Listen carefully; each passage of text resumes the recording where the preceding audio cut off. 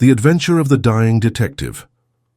Mrs. Hudson, the landlady of Sherlock Holmes, was a long-suffering woman.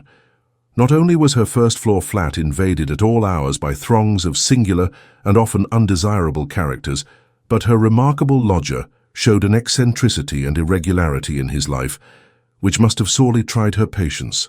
His incredible untidiness, his addiction to music at strange hours, his occasional revolver practice within doors, his weird and often malodorous scientific experiments, and the atmosphere of violence and danger which hung around him made him the very worst tenant in London. On the other hand, his payments were princely. I have no doubt that the house might have been purchased at the price which Holmes paid for his rooms during the years that I was with him. The landlady stood in the deepest awe of him and never dared to interfere with him, however outrageous his proceedings might seem. She was fond of him too, for he had a remarkable gentleness and courtesy in his dealings with women. He disliked and distrusted the sex, but he was always a chivalrous opponent. Knowing how genuine was her regard for him, I listened earnestly to her story when she came to my rooms in the second year of my married life and told me of the sad condition to which my poor friend was reduced. "He's dying, Dr. Watson," said she. "For 3 days he has been sinking, and I doubt if he will last the day. He would not let me get a doctor. This morning when I saw his bones sticking out of his face and his great bright eyes looking at me, I could stand no more of it. With your leave, or without it, Mr. Holmes, I am going for a doctor this very hour," said I. "Let it be Watson, then," said he. "I wouldn't waste an hour in coming to him, sir, or you may not see him alive." I was horrified, for I had heard nothing of his illness. I need not say that I rushed for my coat and my hat. As we drove back, I asked for the details. "There is little I can tell you, sir. He has been working at a case down at Rotherhithe, in an alley near the river, and he has brought this illness back with him. He took to his bed on Wednesday afternoon and has never moved since. For these 3 days neither food nor drink has passed his lips. Good God, why did you not call in a doctor?" "He wouldn't have it, sir. You know how masterful he is. I didn't dare to disobey him. But he's not long for this world, as you'll see for yourself the moment that you set eyes on him." He was indeed a deplorable spectacle. In the dim light of a foggy November day, the sick room was a gloomy spot, but it was that gaunt, wasted face staring at me from the bed which sent a chill to my heart. His eyes had the brightness of fever. There was a hectic flush upon either cheek, and dark crusts clung to his lips. The thin hands upon the coverlet twitched incessantly. His voice was croaking and spasmodic. He lay listlessly as I entered the room, but the sight of me brought a gleam of recognition to his eyes. "Well, Watson, we seem to have fallen upon evil days," said he in a feeble voice, but with something of his old carelessness of manner. "My dear fellow," I cried, approaching him, "stand back, stand right back," said he with the sharp imperiousness which I had associated only with moments of crisis. "If you approach me, Watson, I shall order you out of the house." "But why?" "Because it is my desire. Is that not enough?" Yes, Mrs. Hudson was right. He was more masterful than ever. It was pitiful, however, to see his exhaustion. "I only wished to help," I explained. "Exactly. You will help best by doing what you are told."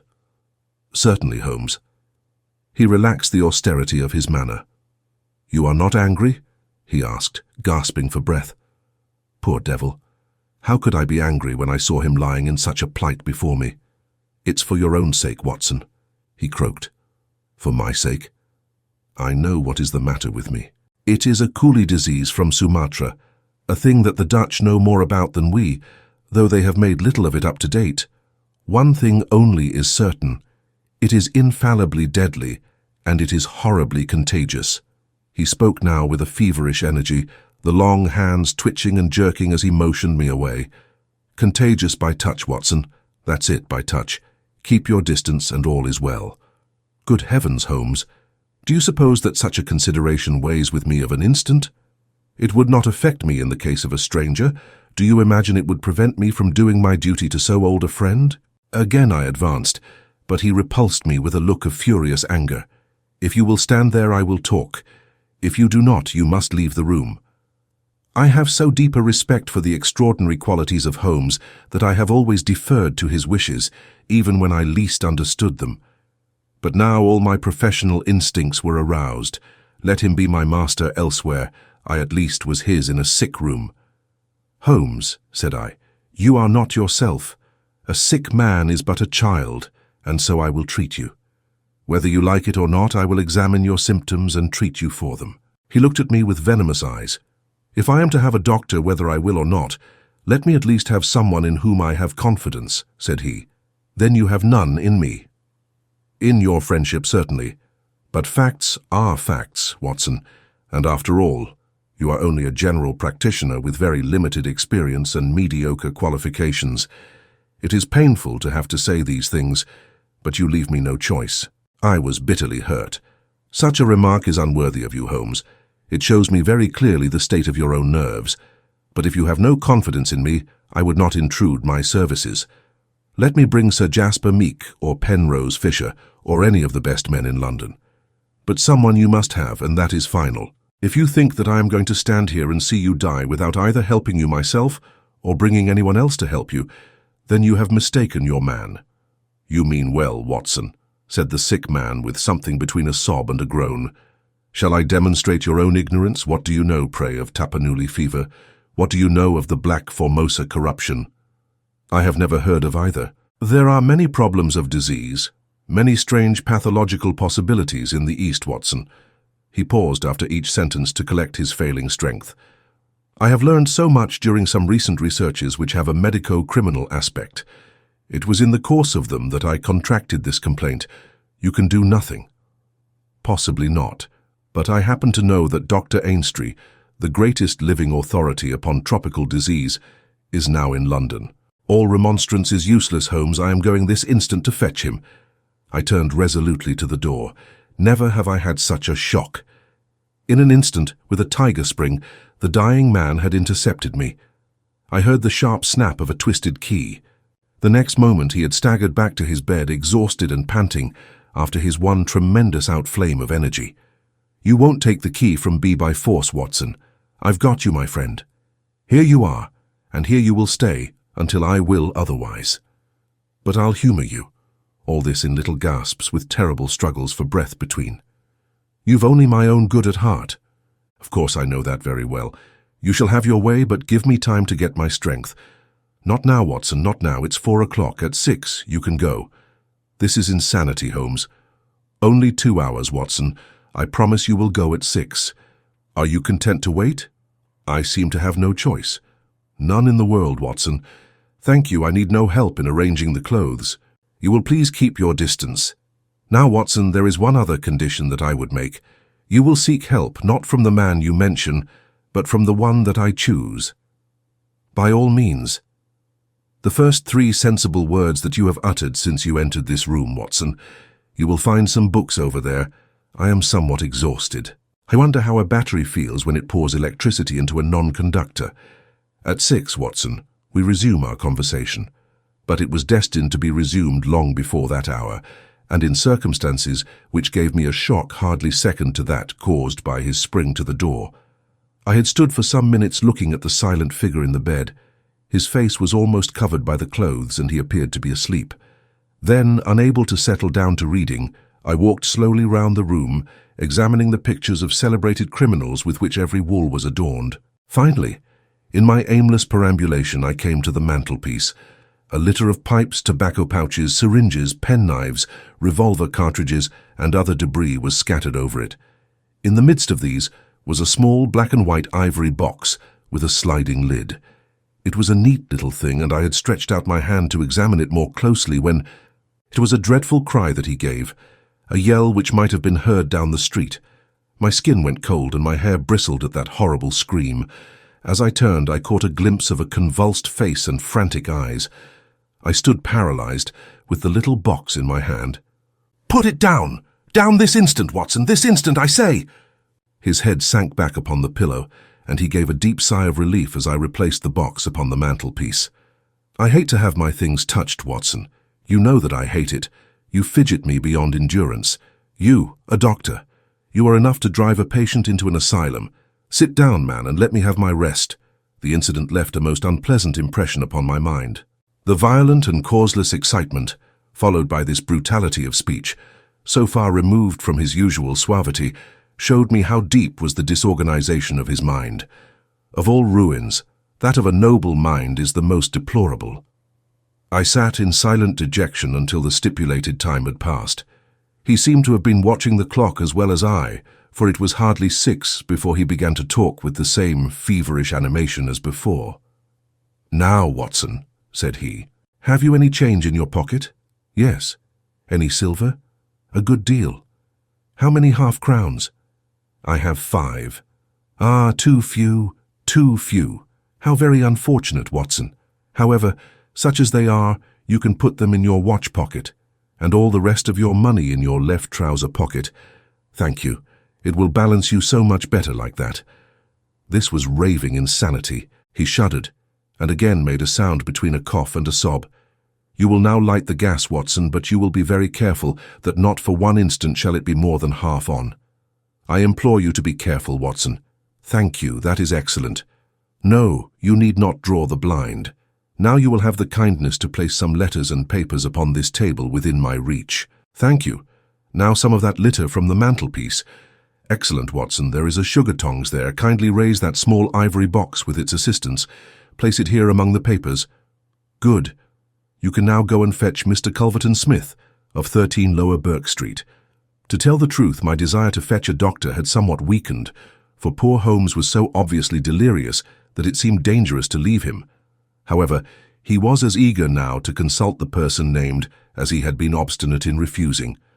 "I never heard the name," said I. "Possibly not, my good Watson. It may surprise you to know that the man upon earth who is best versed in this disease is not a medical man, but a planter. Mr. Culverton-Smith is a well-known resident of Sumatra, now visiting London. An outbreak of the disease upon his plantation, which was distant from medical aid, caused him to study it himself with some rather far-reaching consequences. He is a very methodical person, and I did not desire you to start before 6, because I was well aware that you would not find him in his study.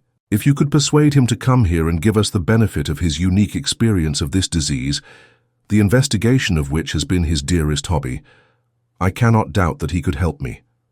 I gave Holmes's remarks as a consecutive whole, and will not attempt to indicate how they were interrupted by gaspings for breath and those clutchings of his hands which indicated the pain from which he was suffering. His appearance had changed for the worse during the few hours that I had been with him. Those hectic spots were more pronounced, the eyes shone more brightly out of darker hollows, and a cold sweat glimmered upon his brow. He still retained, however, the jaunty gallantry of his speech. To the last gasp he would always be the master. "You will tell him exactly how you have left me," said he. "You will convey the very impression which is in your own mind, a dying man, a dying and delirious man. Indeed, I cannot think why the whole bed of the ocean is not one solid mass of oysters, so prolific the creatures seem. Ah, I am wondering. Strange how the brain controls the brain. What was I saying, Watson? My directions for Mr. Culverton-Smith. Ah, yes, I remember. My life depends upon it. Plead with him, Watson. There is no good feeling between us. His nephew, Watson. I had suspicions of foul play and I allowed him to see it. The boy died horribly. He has a grudge against me. You will soften him, Watson. Beg him, pray him, get him here by any means. He can save me. Only he. I will bring him in a cab, if I have to carry him down to it. You will do nothing of the sort. You will persuade him to come, and then you will return in front of him. Make any excuse so as not to come with him. Don't forget, Watson, you won't fail me. You never did fail me. No doubt there are natural enemies which limit the increase of the creatures. You and I, Watson, we have done our part. Shall the world, then, be overrun by oysters? No, horrible. You'll convey all that is in your mind. I left him full of the image of this magnificent intellect, babbling like a foolish child. He had handed me the key, and with a happy thought I took it with me, lest he should lock himself in. Mrs. Hudson was waiting, trembling and weeping in the passage. Behind me, as I passed from the flat, I heard Holmes's high, thin voice in some delirious chant. Below, as I stood whistling for a cab, a man came on me through the fog. "How is Mr. Holmes, sir?" he asked. It was an old acquaintance, Inspector Morton of Scotland Yard, dressed in unofficial tweeds. "He is very ill," I answered. He looked at me in a most singular fashion. Had it not been too fiendish, I could have imagined that the gleam of the fanlight showed exultation in his face. "I heard some rumor of it," said he. "The cab had driven up, and I left him." Lower Burke Street proved to be a line of fine houses lying in the vague borderland between Notting Hill and Kensington. The particular one at which my cabman pulled up had an air of smug and demure respectability in its old-fashioned iron railings, its massive folding door, and its shining brasswork. All was in keeping with a solemn butler, who appeared framed in the pink radiance of a tinted electrical light behind him. "Yes, Mr. Culverton Smith is in. Dr. Watson, very good, sir. I will take up your card." My humble name and title did not appear to impress Mr. Culverton Smith. Through the half-open door, I heard a high, petulant, penetrating voice. "Who is this person? What does he want?" Dear me, Staples, how often have I said that I am not to be disturbed in my hours of study? There came a gentle flow of soothing explanation from the butler. "Well, I won't see him, Staples. I can't have my work interrupted like this. I am not at home. Say so. Tell him to come in the morning if he really must see me." Again the gentle murmur. "Well, well, give him that message. He can come in the morning or he can stay away. My work must not be hindered." I thought of Holmes tossing upon his bed of sickness and counting the minutes, perhaps, until I could bring help to him. It was not a time to stand upon ceremony. His life depended upon my promptness. Before the apologetic butler had delivered his message, I had pushed past him and was in the room. With a shrill cry of anger, a man rose from a reclining chair beside the fire. I saw a great yellow face, coarse-grained and greasy, with heavy double chin and two sullen, menacing grey eyes which glared at me from under tufted and sandy brows. A high bald head had a small velvet smoking cap, poised coquettishly upon one side of its pink curve. The skull was of enormous capacity, and yet as I looked down, I saw to my amazement that the figure of the man was small and frail, twisted in the shoulders and back like one who has suffered from rickets in his childhood. "What's this?" he cried in a high, screaming voice. "What is the meaning of this intrusion? Didn't I send you word that I would see you tomorrow morning?" "I am sorry," said I, "but the matter cannot be delayed. Mr. Sherlock Holmes—" The mention of my friend's name had an extraordinary effect upon the little man. The look of anger passed in an instant from his face. His features became tense and alert. "Have you come from Holmes?" he asked. "I have just left him." "What about Holmes? How is he?" "He is desperately ill. That is why I have come." The man motioned me to a chair and turned to resume his own. As he did so, I caught a glimpse of his face in the mirror over the mantelpiece. I could have sworn that it was set in a malicious and abominable smile, yet I persuaded myself that it must have been some nervous contraction which I had surprised, for he turned to me an instant later with genuine concern upon his features. "I am sorry to hear this," said he. "I only know Mr. Holmes through some business dealings which we have had, but I have every respect for his talents and his character. He is an amateur of crime, as I am of disease. For him the villain, for me the microbe. There are my prisons," he continued, pointing to a row of bottles and jars which stood upon a side table. "So among those gelatine cultivations, some of the very worst offenders in the world are now doing time. It was on account of your special knowledge that Mr. Holmes desired to see you. He has a high opinion of you, and thought that you were the one man in London who could help him." The little man started, and the jaunty smoking cap slid to the floor. "Why?" he asked. "Why should Mr. Holmes think that I could help him in his trouble?" "Because of your knowledge of Eastern diseases. But why should he think that this disease which he has contracted is Eastern? Because in some professional inquiry he has been working among Chinese sailors down in the docks." Mr. Culverton Smith smiled pleasantly and picked up his smoking cap. "Oh, that's it, is it?" said he. "I trust the matter is not so grave as you suppose. How long has he been ill?" "About 3 days." "Is he delirious?" "Occasionally." "Tut, tut. This sounds serious. It would be inhuman not to answer his call. I very much resent any interruption to my work, Dr. Watson, but this case is certainly exceptional. I will come with you at once." I remembered Holmes's injunction. "I have another appointment," said I. "Very good. I will go alone. I have a note of Mr. Holmes's address. You can rely upon my being there within half an hour at most." It was with a sinking heart that I re-entered Holmes's bedroom. For all that I knew, the worst might have happened in my absence. To my enormous relief, he had improved greatly in the interval. His appearance was as ghastly as ever, but all trace of delirium had left him, and he spoke in a feeble voice.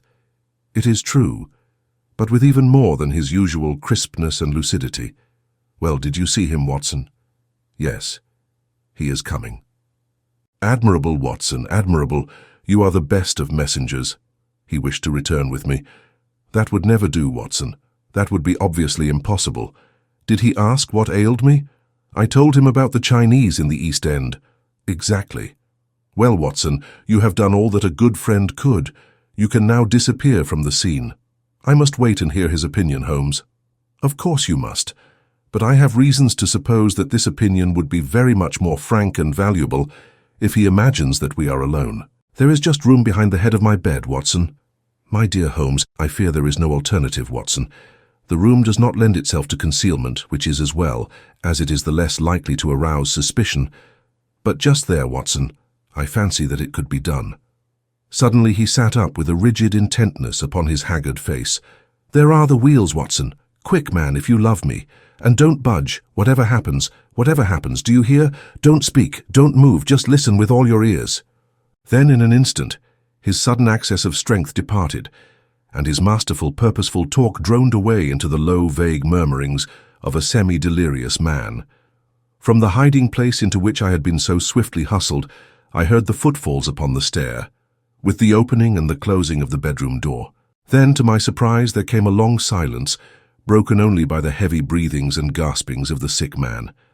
I could imagine that our visitor was standing by the bedside and looking down at the sufferer. At last, that strange hush was broken. "Holmes!" he cried. "Holmes!" in the insistent tone of one who awakens a sleeper. "Can't you hear me, Holmes?" There was a rustling as if he had shaken the sick man roughly by the shoulder. "Is that you, Mr. Smith?" Holmes whispered. "I hardly dared hope that you would come." The other laughed. "I should imagine not," he said. "And yet, you see, I am here. Coals of fire, Holmes. Coals of fire. It is very good of you, very noble of you. I appreciate your special knowledge." Our visitor sniggered. "You do? You are fortunately the only man in London who does. Do you know what is the matter with you?" "The same," said Holmes. "Ah, you recognize the symptoms?" "Only too well." "Well, I shouldn't be surprised, Holmes. I shouldn't be surprised if it were the same. A bad lookout for you if it is. Poor Victor was a dead man on the 4th day, a strong, hearty young fellow. It was certainly, as you said, very surprising that he should have contracted an out-of-the-way Asiatic disease in the heart of London, a disease, too, of which I had made such a very special study. Singular coincidence, Holmes. Very smart of you to notice it, but rather uncharitable to suggest that it was cause and effect. I knew that you did it." "Oh, you did you? Well, you couldn't prove it anyhow. But what do you think of yourself spreading reports about me like that, and then crawling to me for help the moment you are in trouble? What sort of a game is that, eh?" I heard the rasping, labored breathing of the sick man. "Give me the water," he gasped. "You're precious near your end, my friend, but I don't want you to go till I have had a word with you. That's why I give you water. There, don't slop it about. That's right. Can you understand what I say?" Holmes groaned. "Do what you can for me. Let bygones be bygones," he whispered. "I'll put the words out of my head, I swear I will. Only cure me, and I'll forget it." "Forget what?" "Well, about Victor Savage's death. You as good as admitted just now that you had done it. I'll forget it. You can forget it or remember it just as you like. I don't see you in the witness box. Quite another shaped box, my good Holmes, I assure you. It matters nothing to me that you should know how my nephew died. It's not him we are talking about. It's you." "Yes, yes. The fellow who came for me, I've forgotten his name, said that you contracted it down in the East End among the sailors. I could only account for it so. You are proud of your brains, Holmes, are you not? Think yourself smart, don't you? You came across someone who was smarter this time. Now cast your mind back, Holmes. Can you think of no other way you could have got this thing? I can't think. My mind is gone. For heaven's sake, help me." "Yes, I will help you. I'll help you to understand just where you are and how you got there. I'd like you to know before you die." "Give me something to ease my pain." Painful, is it? Yes, the coolies used to do some squealing towards the end. Takes you as cramp, I fancy. Yes, it is cramp. Well, you can hear what I say anyhow. Listen now, can you remember any unusual incident in your life just about the time your symptoms began? No, nothing. Think again. I'm too ill to think. Well then, I'll help you. Did anything come by post? By post? A box by chance? I'm fainting. I'm gone. Listen, Holmes. There was a sound as if he was shaking the dying man, and it was all that I could do to hold myself quiet in my hiding place. You must hear me. You shall hear me. Do you remember a box? An ivory box. It came on Wednesday. You opened it. Do you remember? Yes, I opened it. There was a sharp spring inside it. Some joke. It was no joke, as you will find to your cost. You fool, you would have it, and you have got it. Who asked you to cross my path? If you had left me alone, I would not have hurt you. I remember, Holmes gasped. The spring. It drew blood. This box, this on the table. The very one, by George. And it may as well leave the room in my pocket. There goes your last shred of evidence. But you have the truth now, Holmes, and you can die with the knowledge that I killed you. You knew too much of the fate of Victor Savage, so I have sent you to share it. You are very near your end, Holmes. I will sit here, and I will watch you die. Holmes's voice had sunk to an almost inaudible whisper. What is that? Said Smith. Turn up the gas? Ah, the shadows begin to fall, do they? Yes, I will turn it up, that I may see you the better. He crossed the room, and the light suddenly brightened. Is there any other little service that I can do you, my friend? A match and a cigarette. I nearly called out in my joy and my amazement. He was speaking in his natural voice, a little weak, perhaps, but the very voice I knew.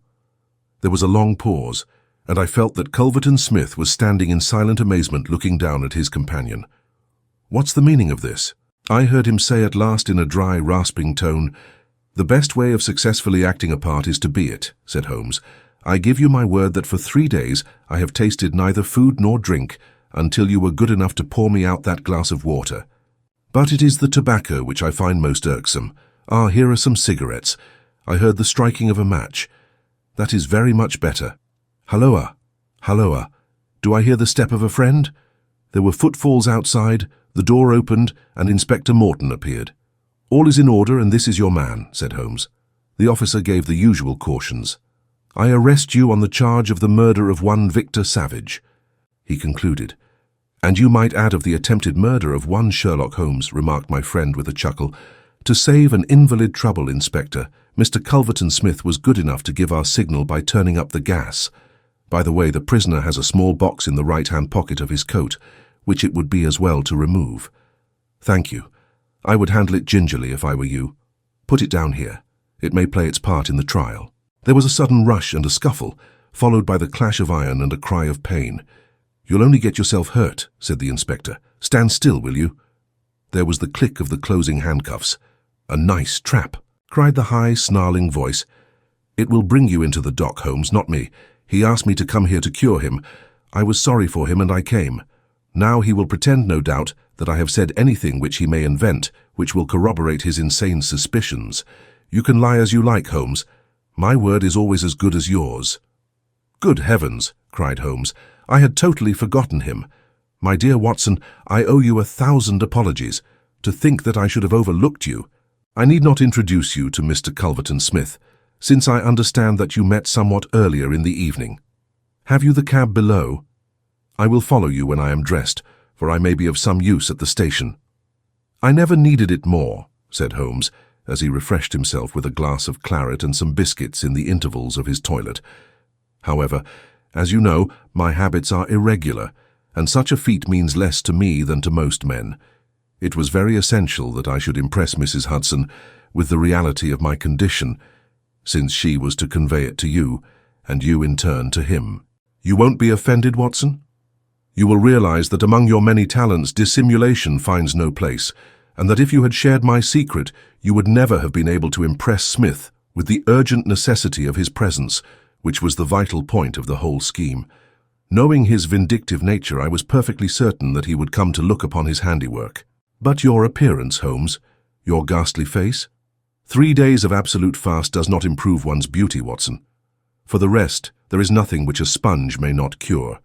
With Vaseline upon one's forehead, belladonna in one's eyes, rouge over the cheekbones and crusts of beeswax round one's lips, a very satisfying effect can be produced. Malingering is a subject upon which I have sometimes thought of writing a monograph. A little occasional talk about half-crowns, oysters, or any other extraneous subject produces a pleasing effect of delirium. But why would you not let me near you, since there was, in truth, no infection? Can you ask, my dear Watson? Do you imagine that I have no respect for your medical talents? Could I fancy that your astute judgment would pass a dying man who, however weak, had no rise of pulse or temperature? At 4 yards I could deceive you. If I failed to do so, who would bring my Smith within my grasp? No, Watson, I would not touch that box.